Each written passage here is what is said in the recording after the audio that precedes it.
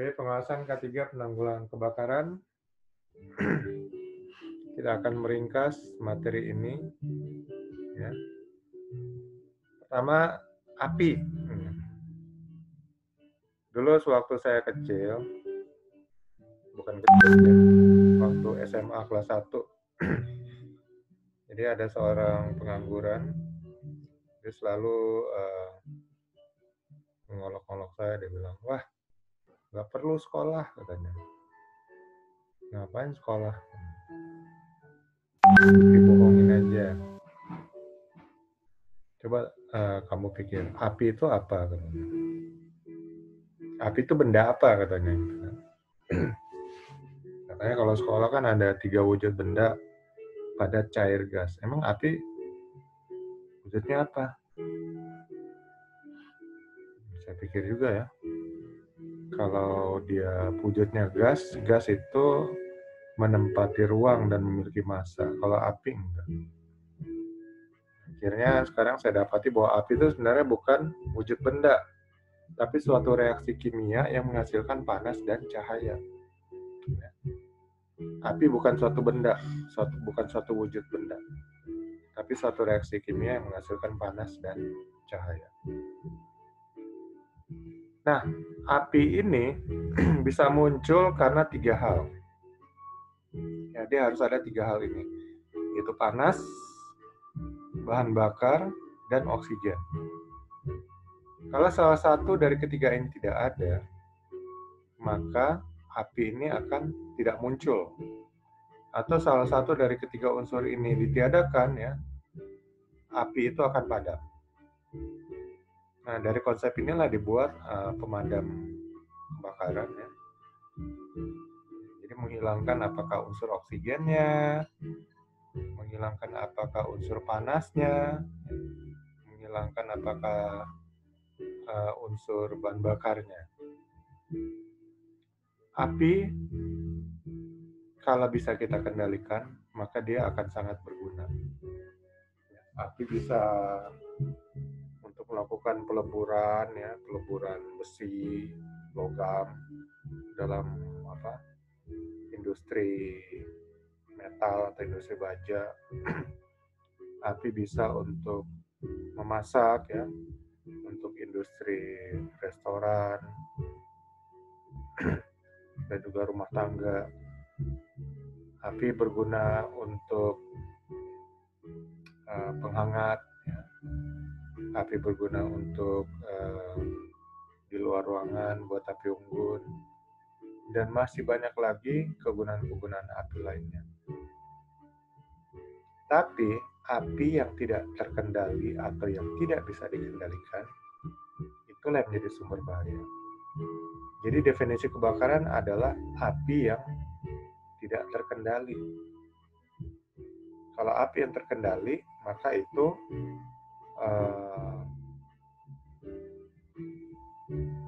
bakar biasa, ya. Jadi maksudnya memang sengaja dibakar. Jadi kalau kebakaran api yang tidak diharapkan, tidak diinginkan, dan tidak terkendali. Bahayanya adalah api ini akan menghancurkan sesuatu yang dibakar, dan biasanya menghasilkan karbon.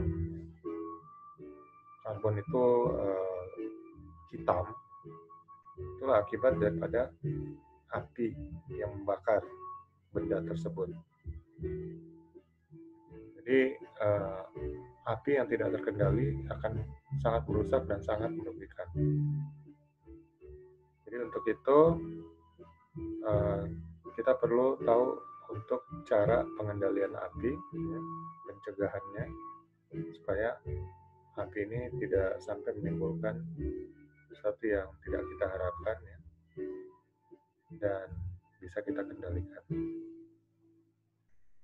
Api itu bisa menjalar dalam 3 cara, ya: konduksi, konveksi, dan radiasi. Konduksi itu api itu merambat pada benda yang terbakar itu sendiri. Konveksi, panas api itu merambat ke atas.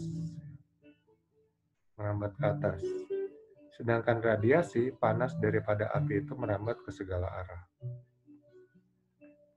Kemudian fenomena terbentuknya api dimulai dari awal, ya, apinya masih kecil, ini kita namakan flash point. Saat apinya mulai membesar kita namakan growth, ya.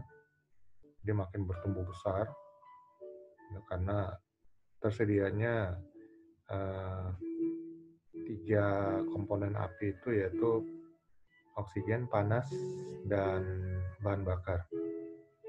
Lalu akhirnya api ini mencapai puncaknya, segalanya terbakar, namanya flashover. Setelah itu, setelah bahan bakarnya mulai habis, dia mulai menurun, ya, mulai mengecil, ini namanya decay. Nah, untuk yang terbakar ini juga, ya, bahan bakar ini, ada istilah yang namanya UEL dan LEL. UEL ini upper explosive limit, ya, sebenarnya bukan eksplosif, kita pakai istilah flammable. UFL pakai F, ya, atau Fanta. Upper flammable limit, dan LFL lower flammable limit. Jadi titik atas api itu muncul dan titik bawah. Ini untuk bahan bakar. Contohnya, untuk gas metan 5% sampai 15%, ya, dia bisa bersifat membakar. Tapi di bawah 5% dia tidak bisa muncul api. Di atas 15% dia tidak bisa muncul api. Kemudian ada jenis-jenis bahan bakar lainnya, berbeda antara titik UFL-nya dan LFL-nya. Di materi ini ada, ya. Jadi nanti itu bisa dibaca-baca sendiri. Kemudian klasifikasi kebakaran. Kita di Indonesia memakai standar NFPA. NFPA itu National Fire Protection Association, suatu organisasi yang bermarkas di New York, Amerika Serikat, ya, yang dia fokusnya kepada bagaimana pengelolaan dan pengendalian api dan kebakaran. Standar NFPA membagi klasifikasi kebakaran itu dalam 4 kelas. Kelas A, B, C, dan D. Kelas A itu untuk kebakaran benda padat non-logam. Lalu kelas B itu kebakaran zat cair dan gas. Kelas C kebakaran listrik. Kelas D kebakaran logam. Nah, untuk pemadam kebakarannya kelas A biasa dipakai air, ya. Untuk kelas B itu dipakai foam, busa, kita bisa juga karbon dioksida, CO2. CO2 itu menghilangkan oksigen, ya. Karena CO2 itu bersifat inert gas, ya. Jadi kalau dia naik, maka oksigen yang turun. Dan yang kelas C, kebakaran listrik, itu pakai bahan kimia khusus atau dry powder. Pakai dry powder, ya. Dry powder ini juga bisa untuk kelas A dan B, ya, jadi A, B, C. Untuk kelas D itu pakai dry powder dengan bahan kimia khusus. Istilah fire rating ini maksudnya uji, ya, uji pembakaran ya. Untuk kelas A untuk diuji pembakaran kayu, tumpukan kayu ya yang dibakar, kira-kira ditentukan waktunya lebih kurang 10 menit umpamanya gitu. Kalau kelas rating B itu jumlah dan luasnya diatur ya, lalu dibakar umpamanya bahan bakar cairnya selama 3 menit. Ya, ini untuk mengukur luas dan jangkauan dari alat pemadam kebakaran itu. Jadi semakin tabungnya semakin besar, tentu akan semakin luas juga ya area kebakaran yang bisa dipadamkan. Itu namanya fire rating. Ya, ini juga sudah melalui percobaan-percobaan.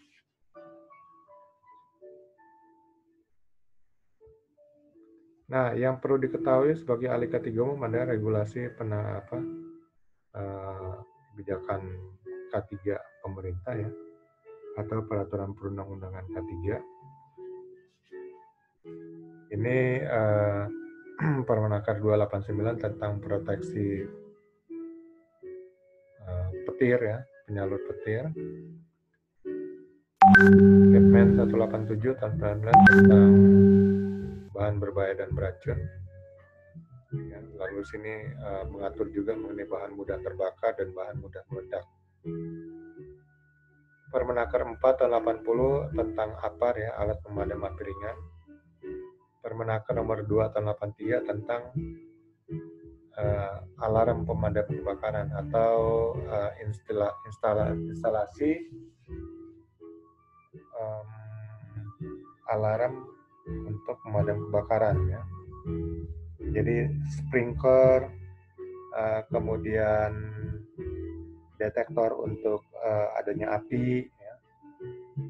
Detektor itu bisa deteksi asap ya, smoke detector, bisa deteksi panas, heat detector, bisa deteksi cahaya, light detector.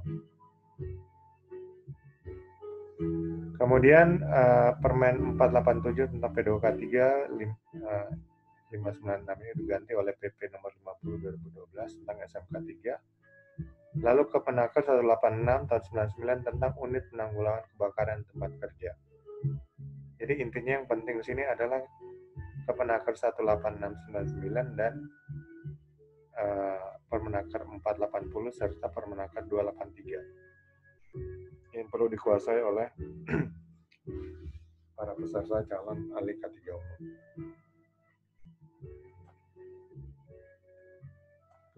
Kemudian untuk fire protection ini ada proteksi aktif, ada proteksi pasif. Proteksi aktif ini ya, dia aktif untuk memadamkan api.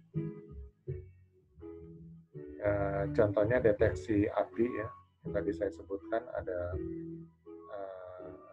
sensor cahaya, sensor panas, sensor asap, smoke detector, kemudian alarm yang kemudian kalau terdeteksi dia langsung sprinkler yang bekerja ya, membuka tempat saluran air lalu mengeluarkan air untuk memadamkan api.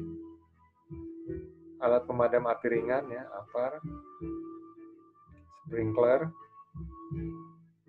dan juga hidran ya, untuk tempat selang dimasukkan untuk mengeluarkan air, penyemprotan air bertekanan tinggi. Lalu proteksi kebakaran pasif ya, ini lebih bersifat pencegahan ya. Ini means of escape atau jalur evakuasi ya. Kompartemen, smoke control, mengontrol asap, fire damper, dan fire retardant atau treatment. Jadi nanti ada bahan-bahan yang bisa menahan api, tidak mudah terbakar dan sebagainya. Itu masuk pada proteksi untuk pasif. Jadi kalau aktif ini langsung berusaha untuk memadamkan apinya. Kalau ini untuk bagaimana mengurangi api untuk bisa menjalar atau pencegahan terjadinya kebakaran. Ya, untuk proteksi kebakaran pasif. Kemudian untuk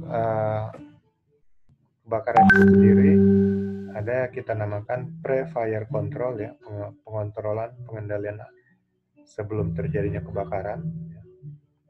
Kemudian saat terjadi kebakaran, dan setelah terjadinya kebakaran.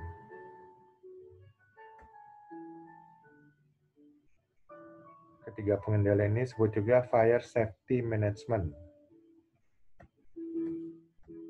Pre-fire control.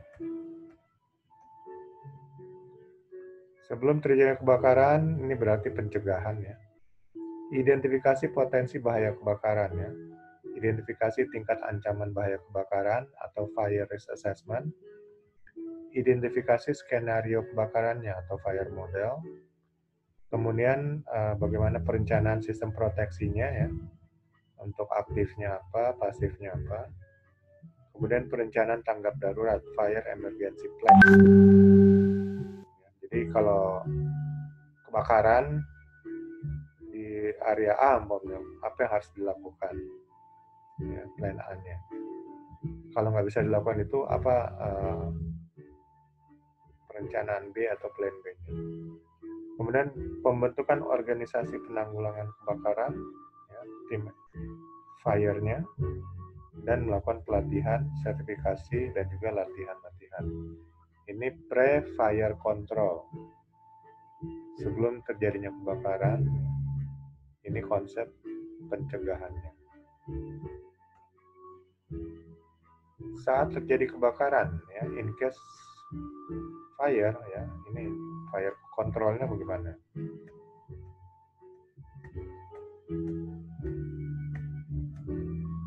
Ya, kontrolnya adalah pertama dengan deteksi ya. Tadi detektor asap, detektor panas atau detektor cahaya, tergantung kegunaannya. Contoh kalau di ruang genset nggak mungkin kita pakai detektor panas karena di situ memang panas. Kalau pakai detektor asap mungkin di situ banyak asap, jadi susah dipakai. Mungkin detektor cahaya. Jadi ruang genset itu agak gelap. Kalau kebakaran itu kan langsung cahaya terang, nah, itu mungkin bisa dipakai. Jadi 3 jenis deteksi ini bisa disesuaikan kegunaannya ya. Kemudian setelah terdeteksi akan berbunyi alarm. Kemudian sprinkler akan bekerja mengeluarkan air untuk memadamkan. Dan kemudian kebakaran itu bisa dilokalisir juga ya dengan APAR ataupun dengan hidran. Lalu para pekerja dievakuasi, kemudian memberikan pertolongan ya kepada yang membutuhkan pertolongan dan yang membutuhkan bantuan pertolongan pertama juga. Nah, ini saat terjadi kebakaran.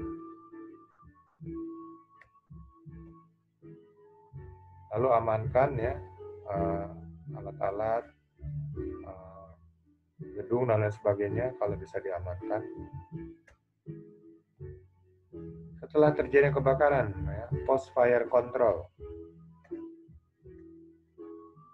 Ini dilakukan investigasi, ya, mengumpulkan data dan informasi untuk dianalisa sehingga tahu root cause atau penyebab kebakaran, sehingga bisa memberikan rekomendasi ya, untuk pencegahan kejadian serupa tidak terjadi lagi di masa mendatang. Lalu rehabilitasi atau pemulihannya.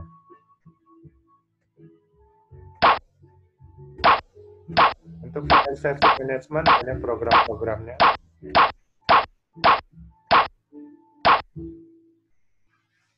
Pertama dibentuk kebijakan dulu ya, fire safety policy ya, kebijakan penanggulangan kebakaran. Kemudian identifikasi dan pengendalian ya, pre-fire planning. Lalu membuat program atau konsep permit to work system ya untuk hot work permit ya, untuk pekerjaan-pekerjaan panas yang menimbulkan percikan api harus membuat permit ya, surat izin kerja.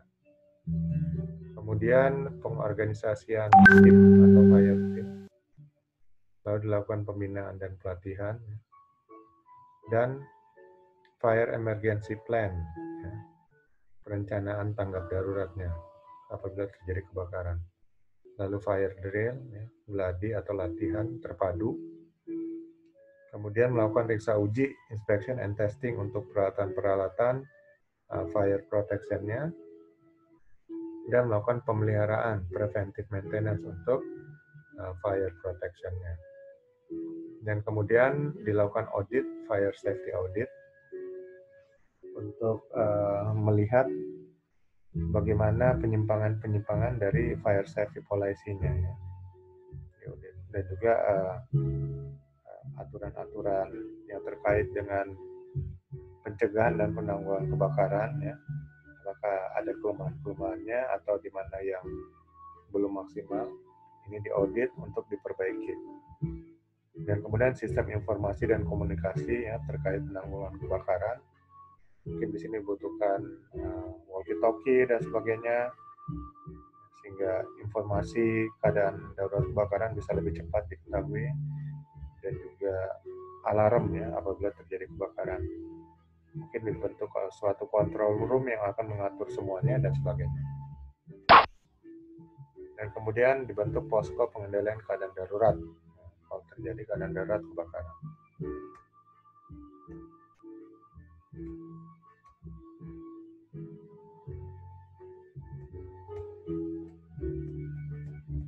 Lalu untuk tim penanggulangan kebakaran, ini berdasarkan Kepmen 186 ya, tahun 99, ada kelas D, ini tingkat dasar 1 ya, disebut juga petugas peran kebakaran. Ya, jadi ini timnya nih wajib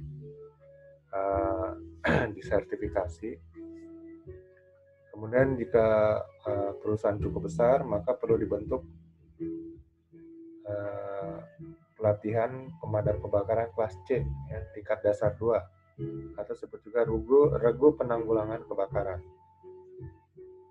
Dan perlu ada seorang ahli pratama ya, atau koordinator unit penanggulangan kebakaran atau kelas B.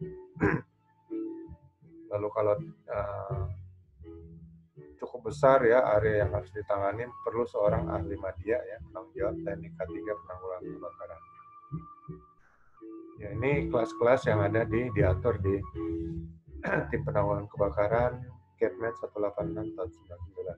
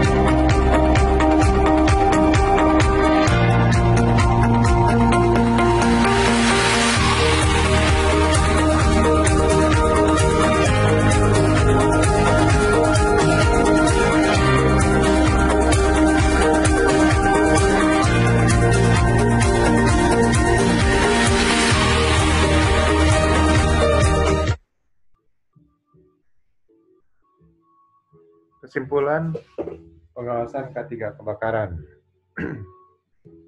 Internal training untuk APAR dan kewaspadaan bahaya kebakaran ya. Ini diawasi agar semuanya dilaksanakan. Jadi untuk training untuk APAR dan kewaspadaan bahaya kebakaran ini perlu diberikan secara internal kepada seluruh pekerja atau karyawan. Kemudian pembentukan tim penanggulangan kebakaran ya dan sertifikasi. Begitu kelas B, C, B, atau A. Jadi kalau perusahaan cukup besar mungkin semua kelas perlu diadakan ya. Ini untuk tim penanggulangan kebakaran. Untuk koordinator mungkin perlu beberapa orang saja. Untuk ahli media mungkin 2 atau 3 orang. Kemudian pemasangan proteksi kebakaran aktif dan pasif ya di area kerja disesuaikan dengan kebutuhan ya untuk proteksi atau perlindungan kebakaran di tempat tersebut. Lalu pengurusan surat pengesahan pemakaian peralatan proteksi kebakaran serta riksa uji awal dan berkala untuk peralatan proteksi kebakaran ya seperti APAR, sistem proteksi kebakaran, alarm dan sprinkler, hidran dan sebagainya. Ini perlu dicek secara berkala dan diperiksa dan diuji. Diperiksa mungkin setahun sekali, diuji 5 tahun sekali. Kemudian dilakukan latihan dan simulasi berkala. Nah ini yang perlu diawasi agar semua dilaksanakan dengan tertib ya di tempat kerja oleh pengawas ahli K3 umum. Kemudian akan melaporkan secara berkala kepada Dinas Tenaga Kerja Provinsi setempat. Oke, demikian materi ini.